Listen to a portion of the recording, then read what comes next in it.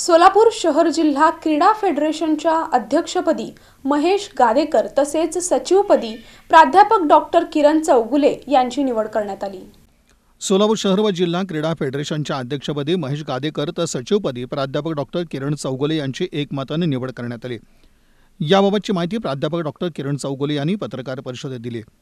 सोलापूर शहर व जिल्हा क्रीडा फेडरेशनची नूतन कार्यकारिणी मंडळ आज आपणा सर्वांच्या समोर डिक्लेअर करण्यात आलेली आहे आणि सर्व क्रीडा फेडरेशनच्या अधिकृत खेळाच्या संघटना जवळपास 48 या अधिकृत खेळाच्या संघटना या शिखर संघटनेशी संलग्नित असून या खेळाडू आणि क्रीडांगण यांच्या उन्नतीकरता जे सायंटिफिक सिस्टमॅटिक प्रोग्राम्स वर्षभर आपल्याला करता येईल सगळ्यांच्या सहकार्याने तो राबवण्याचा उद्देश हा सोलापूर शहर व जिल्हा क्रीडा फेडरेशनचा आहे आणि आता नवीन कार्यकारिणी मंडळ जे निवडून आले आहे त्याच्यामध्ये आपल्या सोलापूर जिल्ह्यातील सोलापूर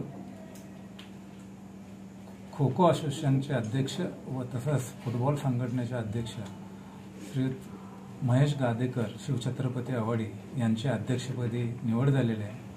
क्रीडा क्षेत्रातील एकूण योगदान आणि सोलापूर शहर आणि जिल्ह्यातील मान्यताप्राप्त खेळांना चालना देण्याच्या उद्देशाने शिवछत्रपती पुरस्कार विजेते तसंच खो खो आणि फुटबॉल संघटनेचे जिल्हाध्यक्ष महेश गादेकर यांची सोलापूर शहर जिल्हा क्रीडा फेडरेशनच्या अध्यक्षपदी एकमताने निवड करण्यात आली।